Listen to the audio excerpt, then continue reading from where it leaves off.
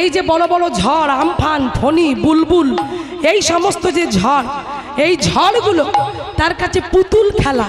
তাই নিরজনে প্রভু নিরজনে এবার কি বলছে দেখো, শূন্যে মহা আকাশী তুমি মগ্ন লীলা বিলাসী, শূন্যে মহা আকাশে তুমি মগ্ন লীলা বিলাসী, শূন্যে মহা আকাশে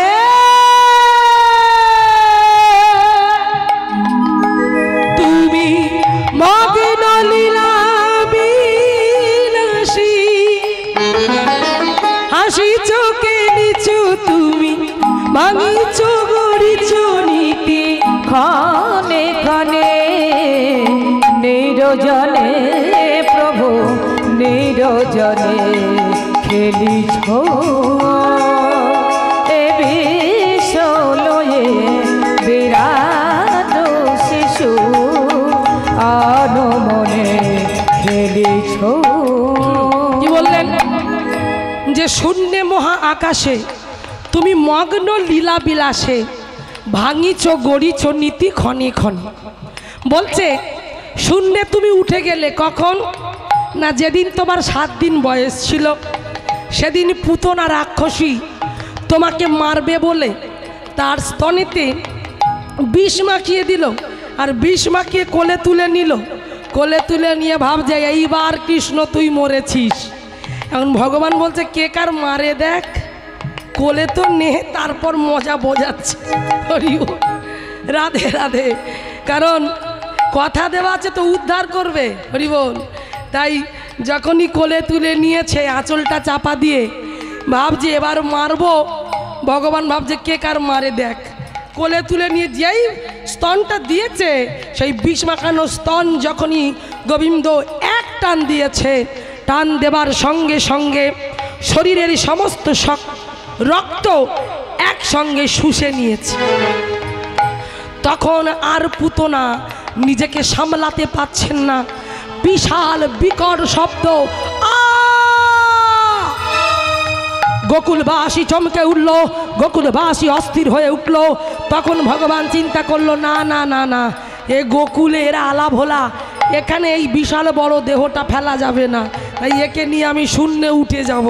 তাই কি করলেন না, তৎক্ষণাৎ ওই পুতনার দেহটাকে নিয়ে শূন্যে উঠে গেল। সেই জন্য বলছে শূন্যে মহা আকাশী তুমি মগ্ন লীলা বিলাসী, শূন্যে মহা আকাশে তুমি মগ্ন লীলা বিলাসী,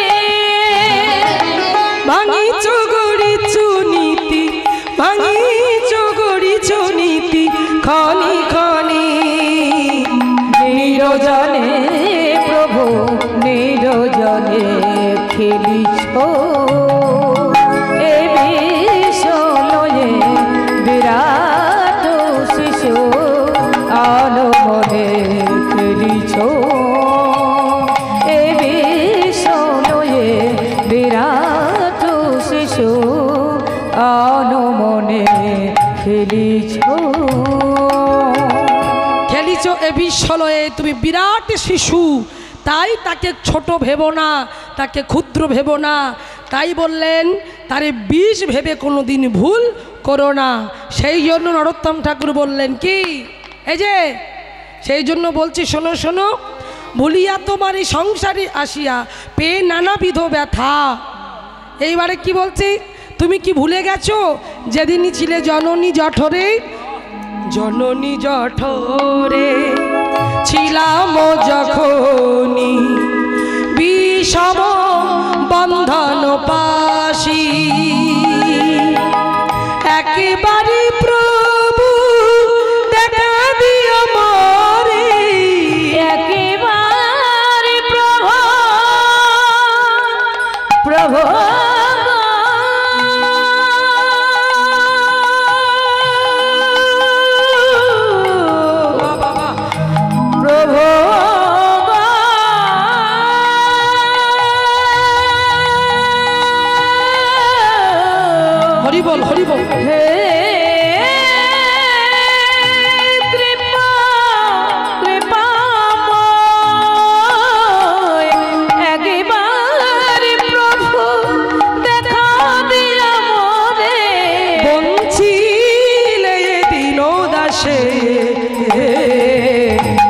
ছিলে দিন দাসে ভুলিয়া তোমার নাবিদ ব্যথা নাবিদ ব্যথা ব্যথা এ নাবিদ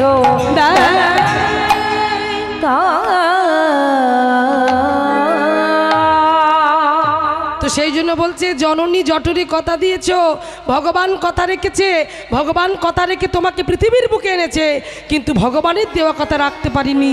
সেই জন্য নরোত্তম ঠাকুর বললেন, কি বললেন? শোনো জগতের জীব, ধনকে আপন করো, অধনকে দূরে সরিয়ে দাও। অধনে যাও তন করি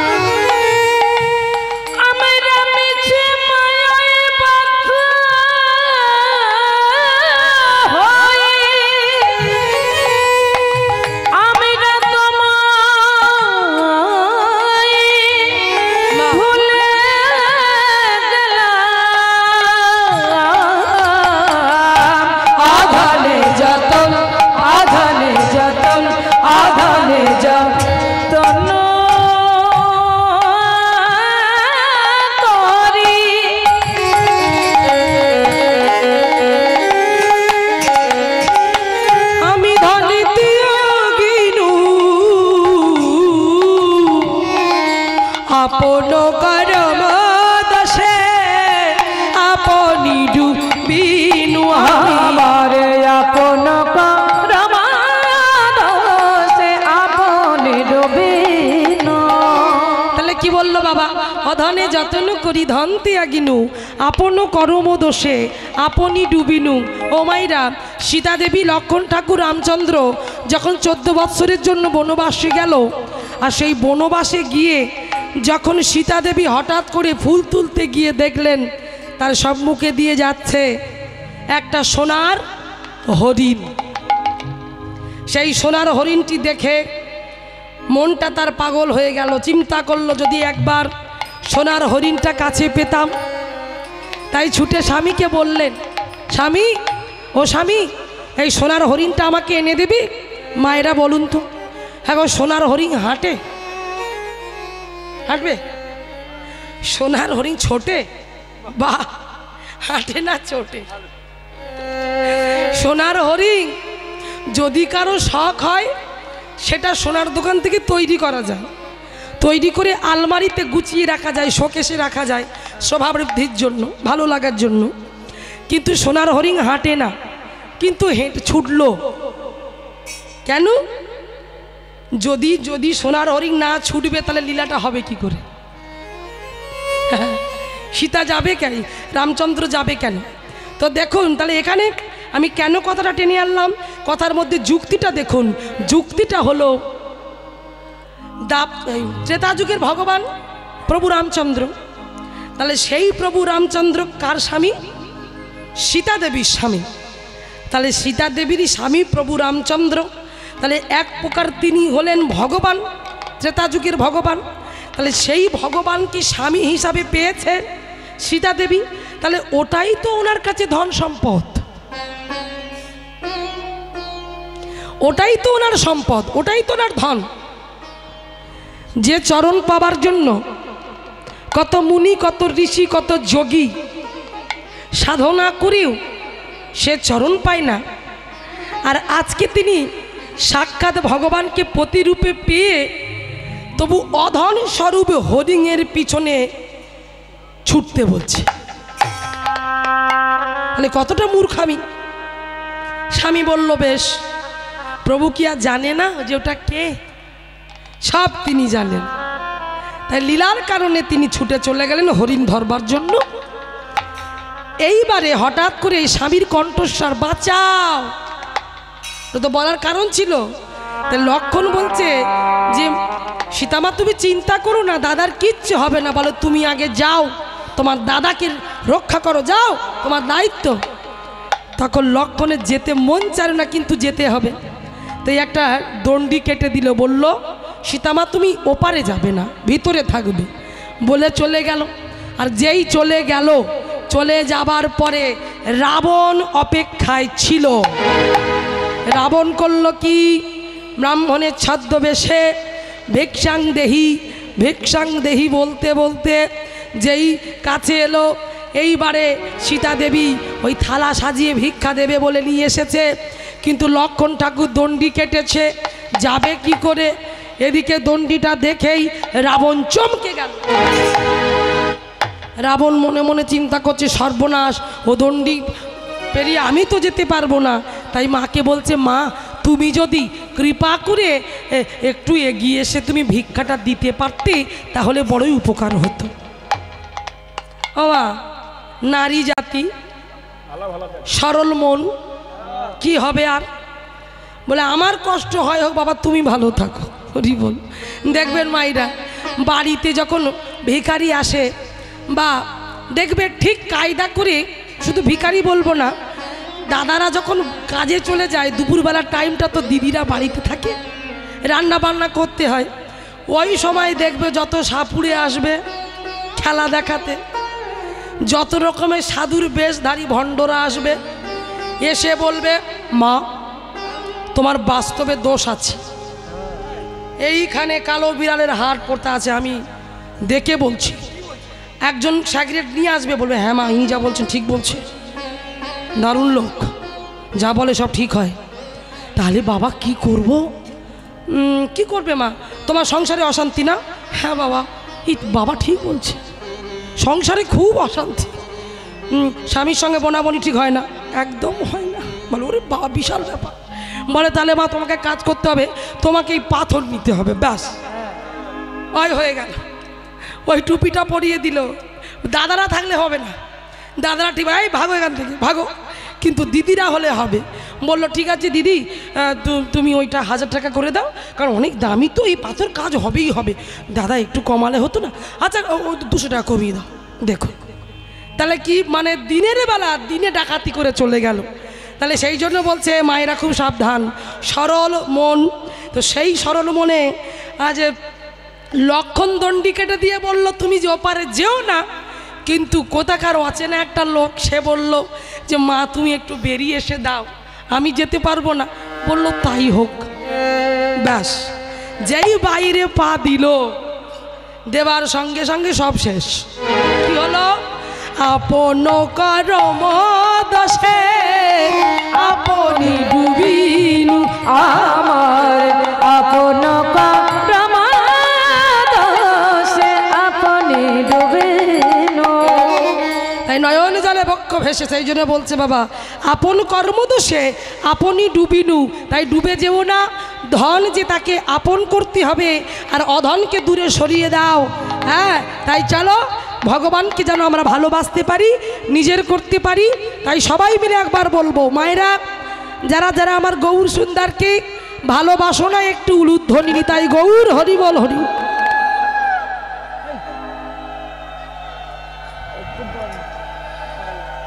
ভালো ভালো, খুব ভালো। আমি কি বলেছি শুনেছেন মায়েরা? আমি বলেছি যারা আমার গৌর সুন্দরকে ভালোবাসো না তারা উলুধ্বনি করো। অমনি উলুধ্বনি করে দিলে শুনবে না তোমরা, সারা জীবন ভর বোকা থাকবে। হ্যাঁ, বুঝতে হবে তো। বেশ, এটা ভুল বুঝে হয়ে গেছে নাকি? মানে মুখের কাছে উলুদ ছিল দিয়ে দিয়েছি, ওটা ভেবে হয়নি। তো যাই হোক, না জেনে গুলিয়ে গেছে, সেটাকে শুধরে নিতে হবে। তাই আমার বাবারা দাদা ভাইরা জয়ধ্বনি, আর আমার মায়েরা জোরে উলুধ্বনি বলো। নিতাই গৌর প্রেমানন্দে একবার হরি বল, হরি বল। প্রেম সে বলো নিতাই চাঁদ কি, গৌর সুন্দর কি, নিতাই চাঁদ কি, গৌর সুন্দর কি। রাধা রানী কি, শ্যাম সুন্দর মদন মোহন কি, নিতাই গৌর প্রেমানন্দ একবার হরি বল হরি বল। তাই সবাই মিলে একবার হাতে তালি দিয়ে বদন ভরে একবার গৌরের নাম গাইব। গাইতে গাইতে লীলার মধ্যে যাব। তাই হাতে তালি দিয়ে প্রত্যেকে, মায়েরা, বাবারা, দাদা ভাইরা, দিদি ভাইরা, হাত আছে তো? বেশ, সেই হাতে তালি দিয়ে সবাই মিলে গাইব। কি গাইব? গাইব? চলো গাই। গানটা গাই তবে হাততালি দেবে। গান গাইনি হাততালি দেওয়া শুরু করে দিয়েছে। আমি কি গাইব তুমি জানো? জানো না তো?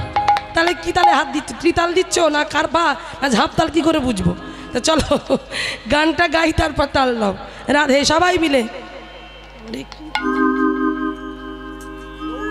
হরি বল হরি বল। ও সবাই মিলে একসাথে গৌরাঙ্গ গৌরাঙ্গ গৌরাঙ্গ হে তালি।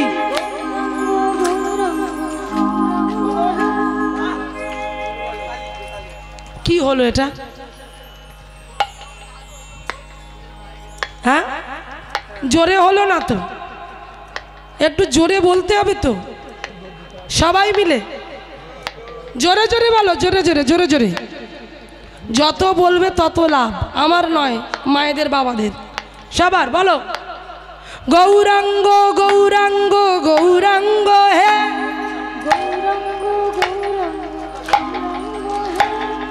গৌরী গৌরী গৌরী গৌরী গৌরাঙ্গ হে।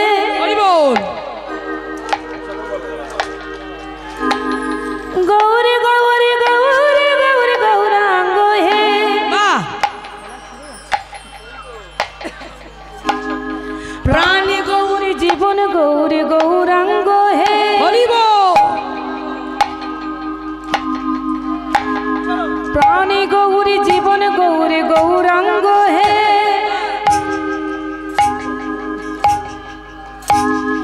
সচিয়ারি চাঁদ গোরা গৌরাঙ্গ হে। নদিয়ার চাঁদ গোরা গৌরাঙ্গ হে। এবার তালি দিয়ে সবাই মিলে তালে তালে বলবো। চলো সচি মাতার নয়ন তারা গৌরাঙ্গ হে। সচি মাতার নয়ন তারা গৌরাঙ্গ হে। সচি মাতার নয়ন তারা গৌরাঙ্গ হে। কৃষ্ণ প্রিয়ার প্রাণে বধুয়া গৌরাঙ্গ হে। বিষ্ণু প্রিয়া প্রাণ বধুয়া গৌরাঙ্গ হে। কৃষ্ণ প্রিয়ার প্রাণে বধুয়া গৌরাঙ্গ হে। বিষ্ণু প্রিয়ার প্রাণ বধুয়া গৌরাঙ্গ হে। শ্রীবাসনা টুয়া গৌরা গৌরাঙ্গ হে। শ্রীবাসনা টুয়া গোরা গৌরাঙ্গ হে। শ্রীবাসনা টুয়া গৌরা গৌরাঙ্গ হে। শ্রীবাসনা টুয়া গোরা গৌরাঙ্গ হে। গৌরাঙ্গ হে। অদ্বৈতে নানা গুণ গৌরাঙ্গ হে। আমাদের অদ্বৈতে নানা গুণ গৌরাঙ্গ হে। এইবার দুটি বাহু উত্তোলন করে নাচতে নাচতে আমরা সবাই বলবো, আত্মসমর্পণ করতে হবে ভগবানের চরণে, দ্রৌপদীর মতো আত্মসমর্পণ। হরি বল। হ্যাঁ, হেমদণ্ড বাহু, দুটো হাত। তুমি তুলছো না কেন? সবাইকে বলছো, নিজে হাত তুলছে না। হ্যাঁ, এক হাত না, দু হাত তোলো। হ্যাঁ, হাত তুলো সবাই মিলে বলবো। কি বলবো?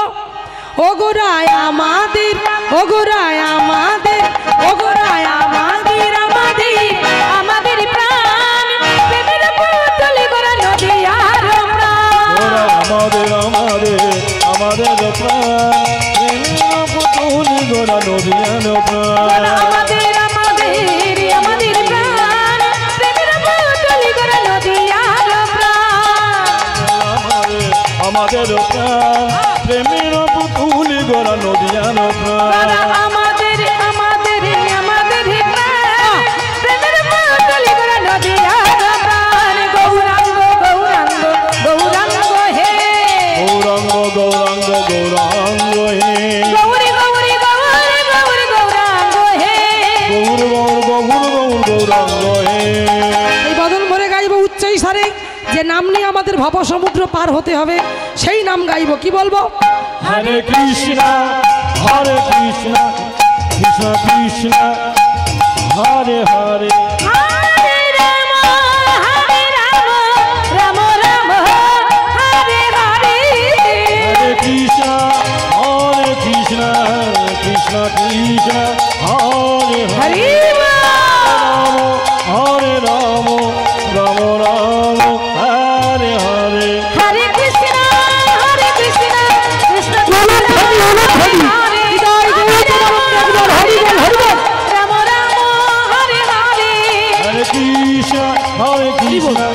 কৃষ্ণ হরে হরে হরে রাম রাম রাম হরে হরে হরে কৃষ্ণ কৃষ্ণ কৃষ্ণ হরে হরে হরে রাম রাম রাম হরে হরে। এই পদকর্তা কি বললেন? কেন বায়া ছয়ে প্রাণ কি সুখ লাগিয়া নরোত্তম দশ কেন মরিয়া অগণরতম দাস কেন না গেল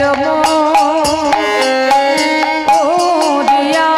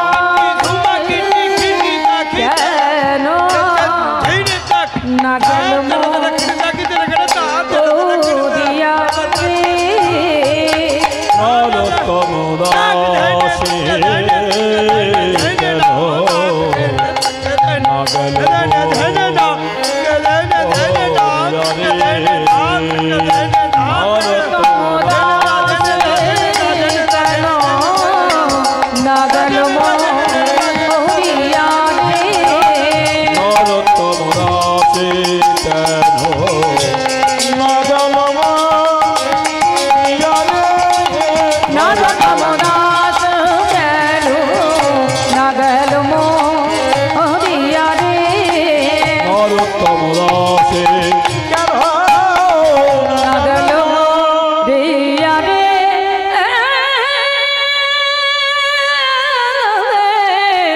অগণরতম দাস কেন। হরি বল। তাই চলুন আজকে আমরা লীলার মধ্যে প্রবেশ করব। মায়েরা, তার সঙ্গে আরও একটা কথা বলি।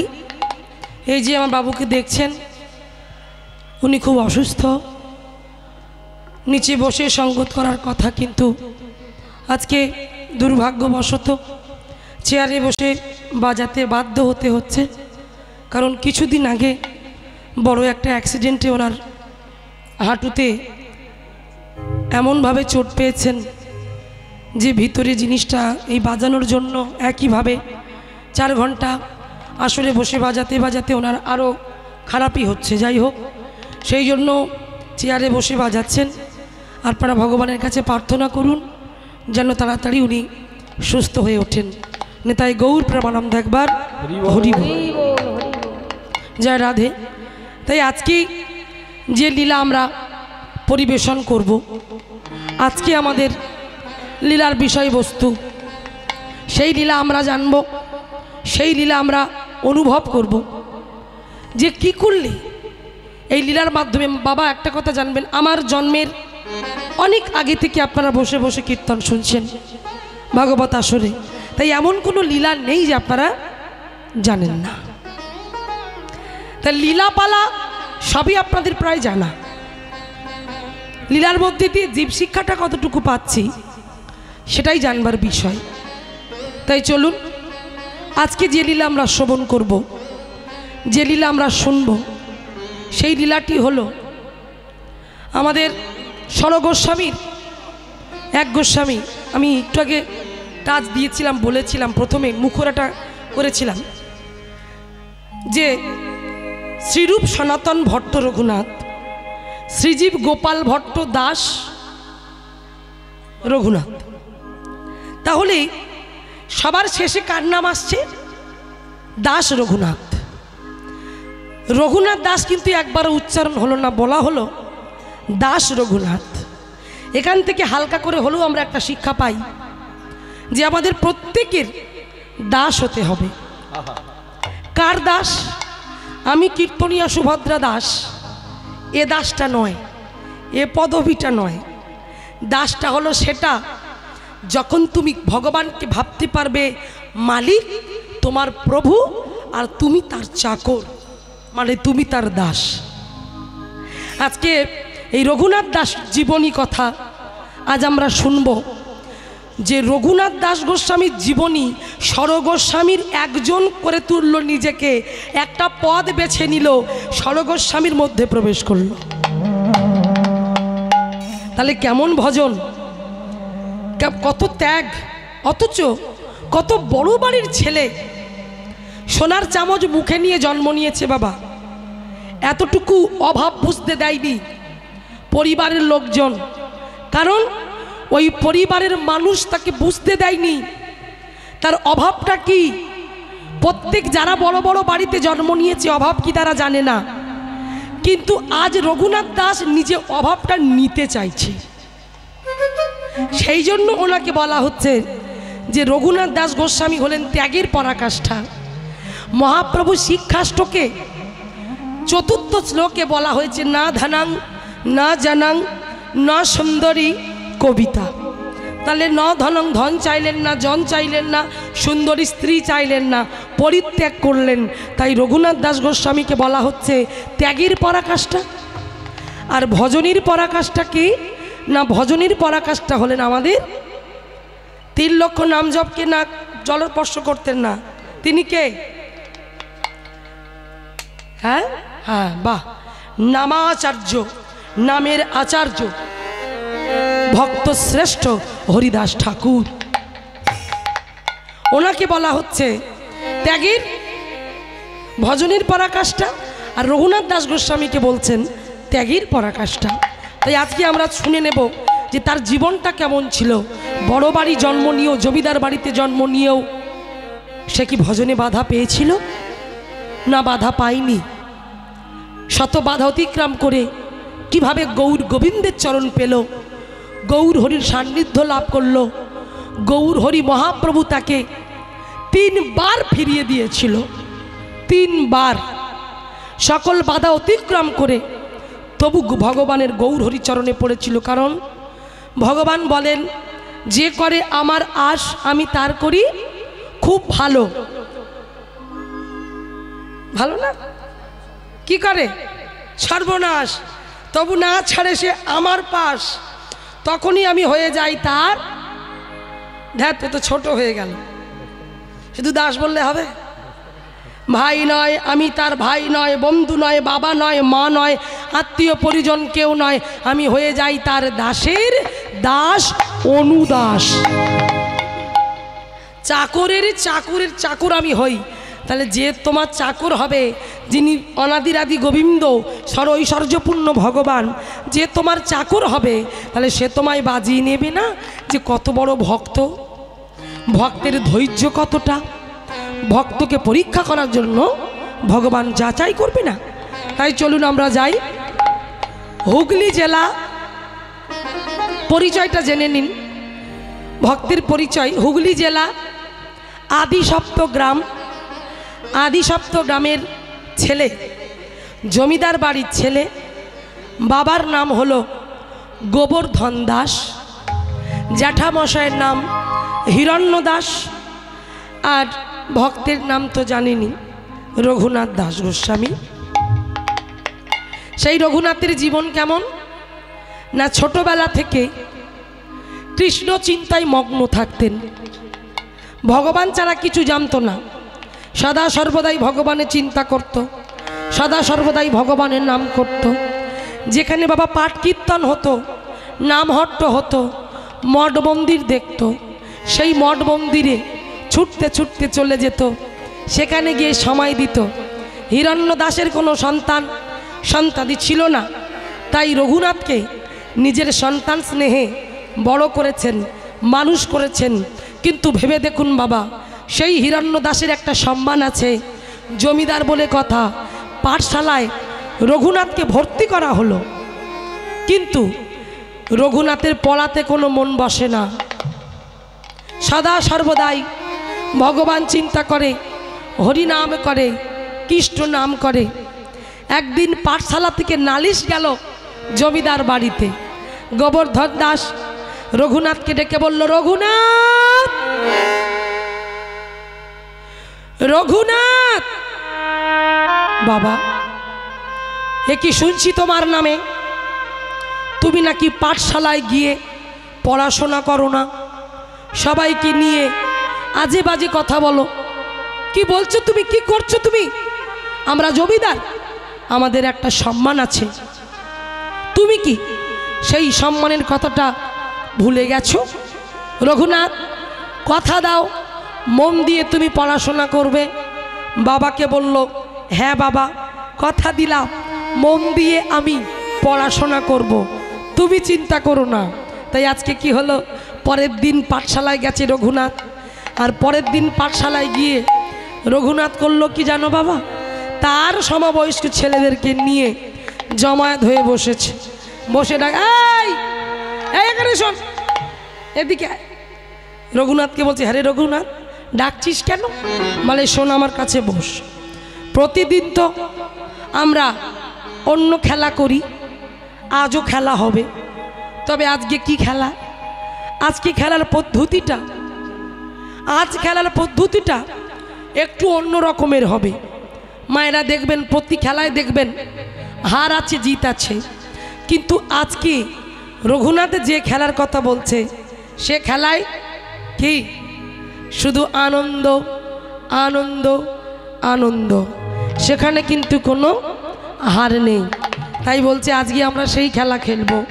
এই এমন খেলা, এই খেলা খেলতে খেলতে মাতোয়ারা হয়ে গিয়ে কত পিতা পুত্রের চরণ ধরে কাঁদে, সেই খেলায় আমরা ভাসবো। তাই সবাই আজকে খেলবো। তাই বন্ধুরা বলছে, তবে হয়ে যাক সেই খেলা। তাই খেলা শুরু করলো। ডাকছে, এসো ভাই, এসো ভাই, আমরা সবাই নাম গাই। এসো ভাই,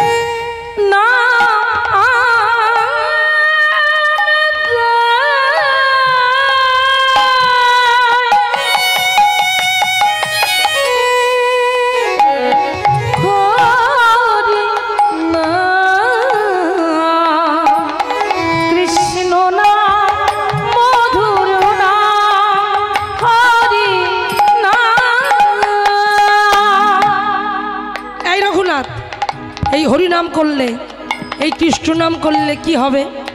বলে, এই হরিনাম করলে, কৃষ্ণ নাম করলে কি হয় জানিস? তবে শোন, দূরে যাবি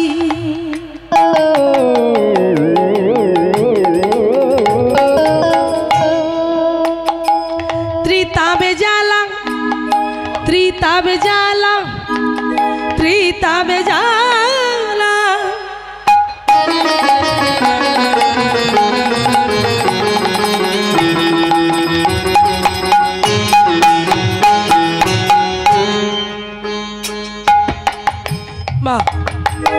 দূরে যাবে ত্রিতাবে জ্বালা। এই হরি নাম যদি ঠিকঠাক ভাবে মন প্রাণ ডুবিয়ে মিশিয়ে দিই, হরি হরি বল। যেমন দেখবেন হোমিওপ্যাথি ওষুধ যখন খাওয়া হয়, ডাক্তার বলে এই এমন ওষুধ দিচ্ছি, খুব কড়া ডোজের ওষুধ, এটা এমনি খাবে না, জল দিয়ে মিশিয়ে খাবে, মিশিয়ে খেলে কাজ। তা হরিনাম হলো এমন ঔষধ, মিশিয়ে ফেলতে হবে কি দিয়ে? শুদ্ধ ভক্তি, শুদ্ধ ভালোবাসা আর নয়নের জল দিয়ে মিশিয়ে মিশ্রণটা তৈরি করে পান করো। বলো বদন ভরে, সদা সর্বদাই বলো, সংসারের মধ্যে থেকেও হরিনাম কৃষ্ণ নাম করা যায় কি মায়েরা, করা যায় না?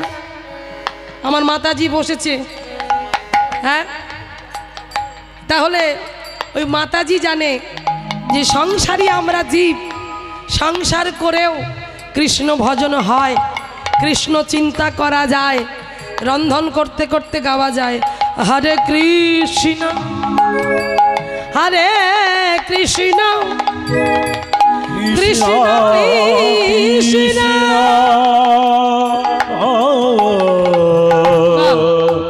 হরে হরে হরে কৃষ্ণ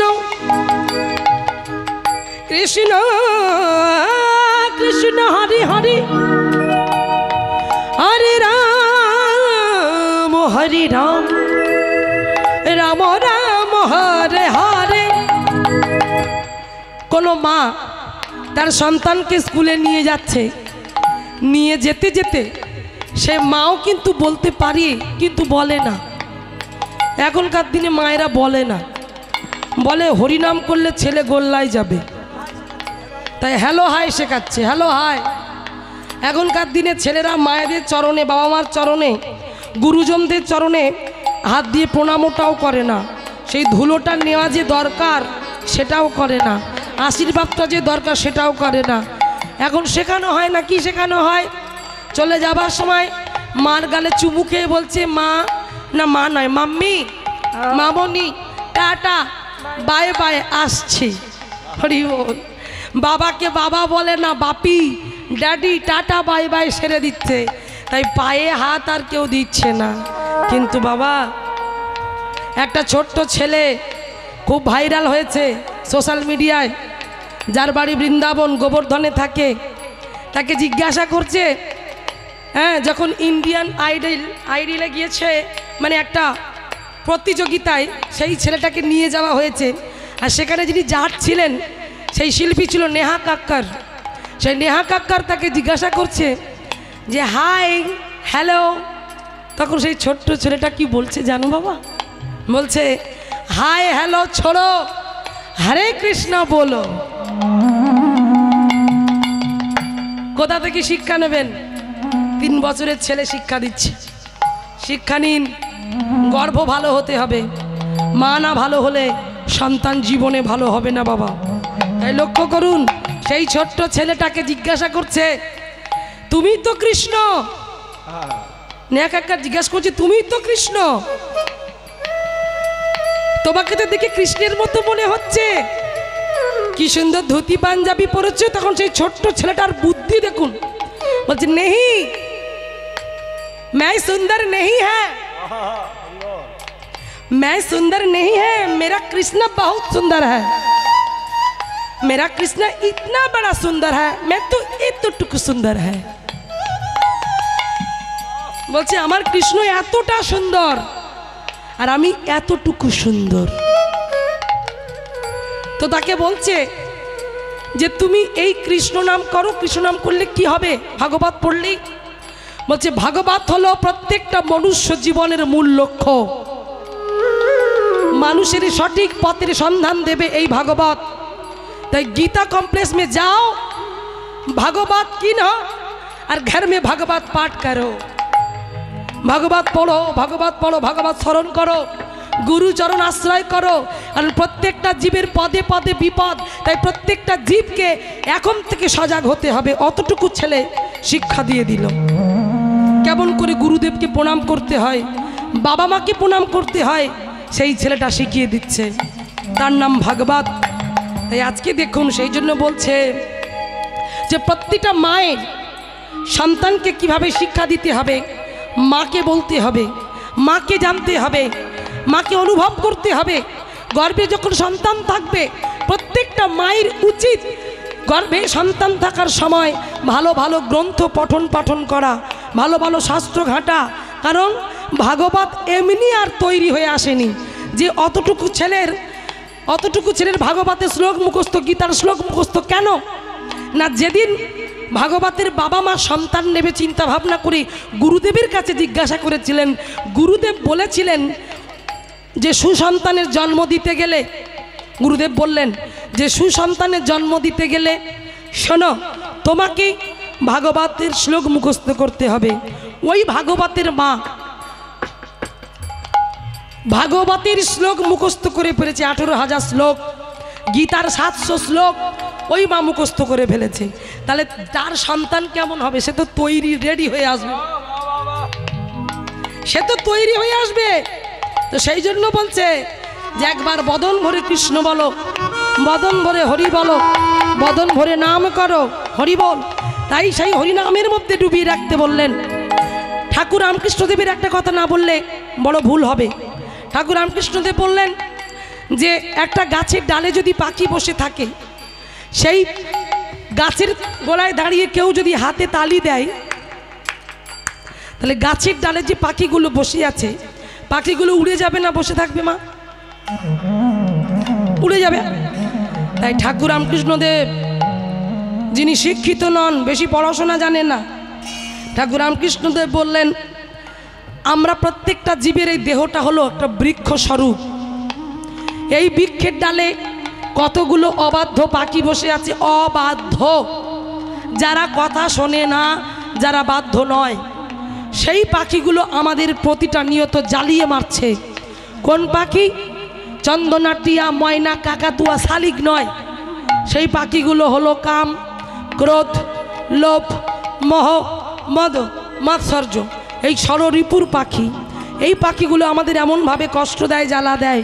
তাই ঠাকুর রামকৃষ্ণদেব বললেন এই পাখিগুলোকে তাড়াতে গেলে তোমাদের প্রতিটা দিন হাতে তালি দিয়ে সকাল সন্ধ্যায় হরিনাম সংকীর্তন গাইতে হবে, কীর্তন করতে হবে, সেই পাখি তাড়াতে হবে। আর কীর্তন গাইতে গাইতে পাখি উড়ে চলে যাবে। তাই অনেক বাবারা আছেন, কিছু মনে করবেন না, অনেকে যারা সন্ধ্যার টাইমটা ওই চায়ের দোকানে গিয়ে চা খান, তাস খেলেন, আজে বাজে কথা বলেন। অনেক মায়েরা আছেন সন্ধ্যার সময় সিরিয়াল দেখে দেখে সময়গুলো নষ্ট করেন। আমি বলছি না, ঠাকুর রামকৃষ্ণদেব বললেন, মহাপ্রভু বললেন 10 5 মিলে নিজে গৃহেতে বসিয়া কীর্তন করো হে সবে হাতে তালি দিয়া। এই হাতে তালি দিয়ে কীর্তন গাও। তাই বলছে, হ্যাঁ, দূরে যাবে ত্রিতাব জ্বালা তোমরা জপ,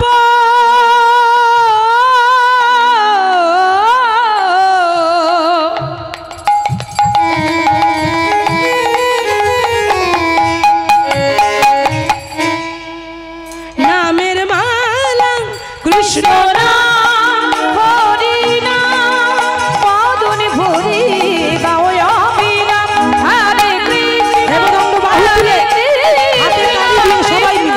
হরি বল, হরি বল, হরে হরে হরে রাম রাম রাম হরে হরে। হরে কৃষ্ণ কৃষ্ণ কৃষ্ণ হরে হরে, হরে রাম রাম রাম হরে হরে। রঘুনাথ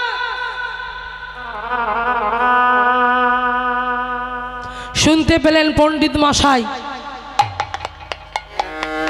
পাঠশালা এসে তুমি কি করছো? সবাইকে নিয়ে তুমি একজোট হয়ে তুমি এমন করে এই সব কর্মগুলো করছো, ছি ছি ছি ছি। আবার তোমার বাবার কাছে নালিশ যাবে, এই মুহূর্তে যাবে। আই, এখনই নালিশ নিয়ে যাও, বলো বলো রঘুনাথের এই রকম আচরণ আর সহ্য হচ্ছে না। সবাই ছুটে গেল। হিরণ্যদাসকে গিয়ে বলল যে আপনার বাড়ির ছেলের এই রকম আচরণ কিন্তু মেনে নেওয়া যাবে না, ওকে সামলান। সামলাবে কি করে বাবা? যার অন্তরে একবার কৃষ্ণচাঁদের উদয় হয়, গৌর চাঁদের উদয় হয়, তাকে তো সামলানো যায় না। যে ভগবান ভালোবাসে তার একটাই চিন্তা থাকে, কবে কৃষ্ণ তোমার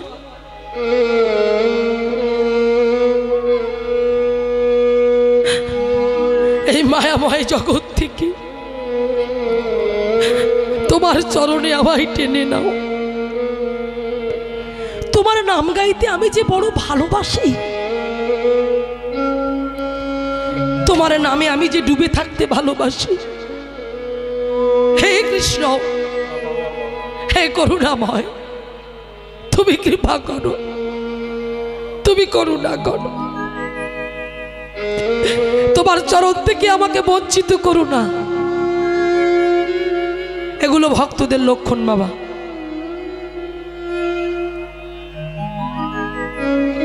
কত বলবো, সারাদিন সারা রাত চলে যাবে, তবু কথা শেষ হবে না। যেদিন রূপ গোস্বামী চলে গেলেন, রূপ চলে গেল বৃন্দাবনে, বড় দাদা সনাতন পড়ে রইল।